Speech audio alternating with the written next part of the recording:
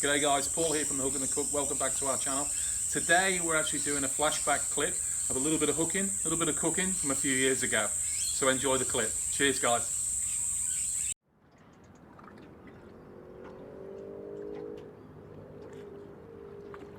G'day, I'm Scotty Lyons from the Hook and the Cook, and today I'm going to take you out and show you my simple methods in catching squid. So come on, let's get out there.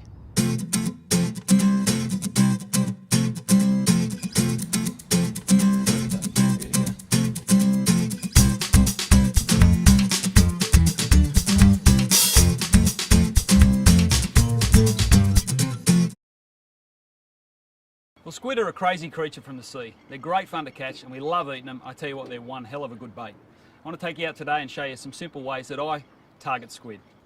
Firstly, a squid jig tied directly to my main line. Now that we use this one in shallow reefs and just cast out and allow it to sink and then just slowly work it back to the boat with a lift of the rod tip and let it sink again. And that's quite deadly across shallow reefs. Another method that works really well across shallow reefs, and you can also use it in deeper water, is to set and forget. And what I like about this is you put a squid jig under a bobby cork and you can change your depth. It's a running bobby cork, a little stopper knot at the top here. And what will happen is the jig will just follow the bobby cork along and drift behind the boat, and squid hook themselves. So this is a really effective method, so give that a try. A fantastic method to use in deep water is a simple paternoster rig, okay, with a squid jig attached. Now if you're fishing deep reefs, anywhere from 10 metres or deeper, and vary the weight to suit, drop your squid jig on your paternoster rig and drop that to the bottom, and as you drift across the deep reefs, just work your rod tip up and down, and you'll find this is very effective on squid, so give that a try. The gear that we're using today is a light threadline outfit, 4,000 reel and a 2 to 4 kilo rod, and you'll find that ideal for fishing for squid. So let's get out there and see if we can catch a few.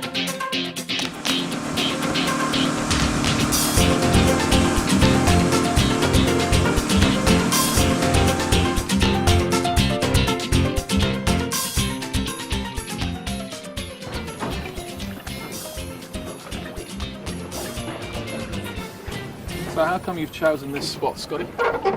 Well, out behind us here we've got a large reef, Yep. covered in kelp, and squid love it. They just hang around this area. It's a good ambush point for them. They're pretty an aggressive predator, squid, Yep. so it's definitely worth having a shot across this area. Now normally I'll quite often drift this reef, but today we've got a little nor'wester blowing, so I think we'll probably drift too quick, so I think the anchor out and we can concentrate and pepper the area right around the boat. Okay. And work the jigs. I've put the float out, so hopefully we might hook one on that. So how would you know if you've got if the float's out there? How do you know if you've hooked a squid? Would it just come down? Yeah, you'll see the squid, the actual float disappearing under the water and coming back up. A bit like that right now. It's going under. No? Yeah, we've got one on here. The most important thing, Paul, is when you're fighting a squid is just keep your rod at a nice angle. Yep. And just keep that constant pressure on. And don't wind too fast because they are very soft and you can tear a tentacle off. Yep. So nice slow pressure. Maintain a little bit of bend in the rod tip. Yep.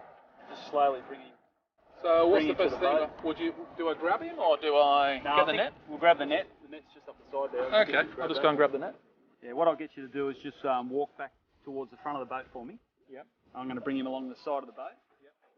Make sure we get him in. Yep. Here he comes. No problem.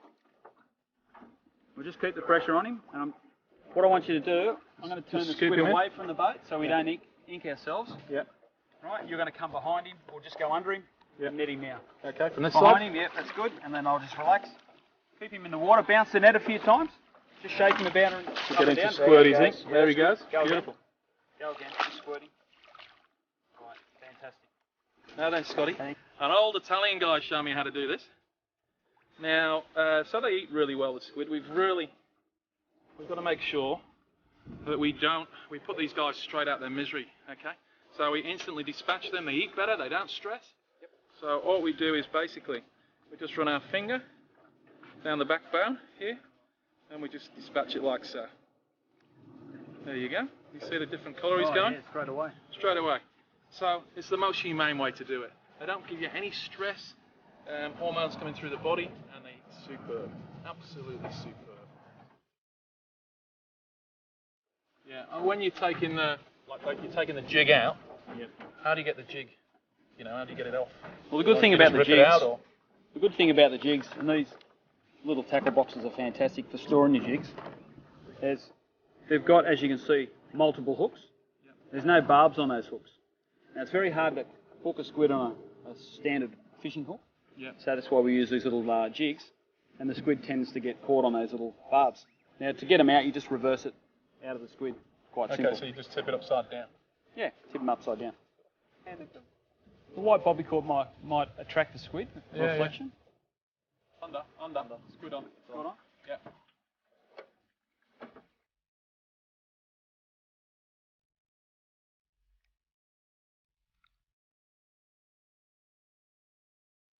Two beautiful squid, 3 simple methods you can try. I'm going to hand them over to Paul now to prepare and cook. Can't wait, mate. Let's get into it. Well, what a fantastic day on the water today, catching those squid. Now I'm going to show you how to prepare it. Firstly, hold the squid near the eyes and cut through the tentacles. Be careful not to cut through the eyes, as this can make quite a mess. Now remove the inside of the squid by running your finger behind the quill and pull quite firmly. So there we go, there's our little ink sac there. Now we don't need any of this now, we're going to put that aside. We could use this ink sac, however, to make risotto nero or some squid ink pasta. Be absolutely superb. Next up, we need to remove the wings of the squid by putting our thumb under the wing. Lift up and twist the squid. All of the skin should come off in one go. You can always use a clean cloth to help hold the squid if it's a bit slippery. Trim off the end of the squid, and if you wanted to, you could cut into rings. But today, I want to score the squid so it curls up and looks beautiful on the plate. Run the knife down the squid and open it up flat. What makes a squid tough sometimes is that we have a little bit of a membrane. Can you see that membrane there as we lift it up? We want to get rid of this membrane.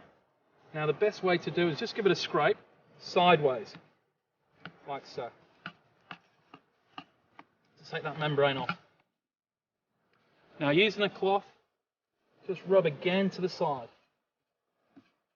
Get rid of all that membrane.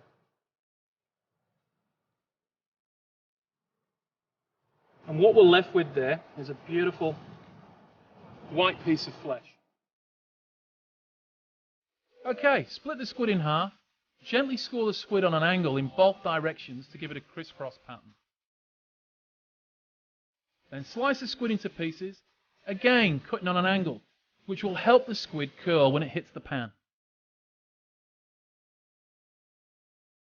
We do want to use the tentacles, so rub off all the suckers. They tend to be a bit crunchy when cooked. Well, what I do is with these harder pieces of squid is I get a little bit of kiwi fruit and I pop it in here for maybe around about, say, half an hour. Just a tiny bit of kiwi fruit helps tenderize the squid. It is absolutely beautiful. What happens is the enzymes just get in there into the flesh and help tenderize the squid. Trim the skin off the wings and remove the piece that joins the wing to the hood, as it can be quite tough. And that's it. It's as simple as that. That's how you prepare a squid. Try it at home. It's so easy.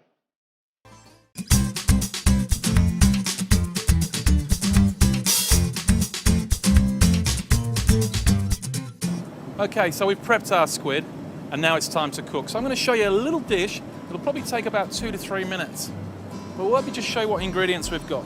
Beautiful squid, some olives, plump cherry tomatoes, thinly sliced garlic for flavour and texture, sweet Spanish onion, long chilies which are not too hot, fresh basil, olive oil, sea salt and fresh cracked black pepper.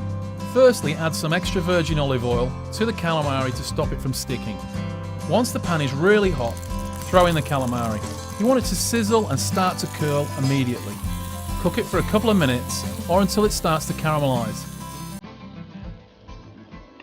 Now it's important with squid, especially fresh squid, that we lightly cook it. We don't want to overcook it or it tends to toughen up. Throw in some garlic, tomatoes and give it a stir. It will smell fantastic. Throw in some chilli for a bit of heat, the olives for saltiness, then season with sea salt and cracked black pepper. Give the pan a toss and we're nearly done. It's looking fantastic. Now the last thing that we pop in there is our basil. Just going to tear these basil leaves off. Really nice and tender. Plenty of basil leaves go in now.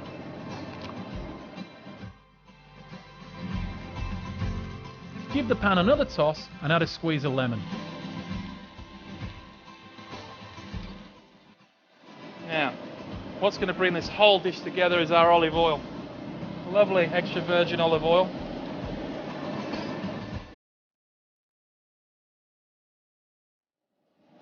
And now we're ready to plate. Start by putting some colourful tomatoes on the plate with a few olives, add a couple of pieces of calamari and then carefully build up the dish by adding more tomatoes, basil, olives and calamari. You'll find the ingredients used have created a self-saucing dish, so don't forget to add the pan juices to the plate for presentation. So there you have it, chili garlic squid, Mediterranean style, on a beautiful summer's day like today. How easy was that? That's probably our last flashback for this year. We've got some new content coming up next week, right here on The Hook and the Cook, every Friday. We'll see you then.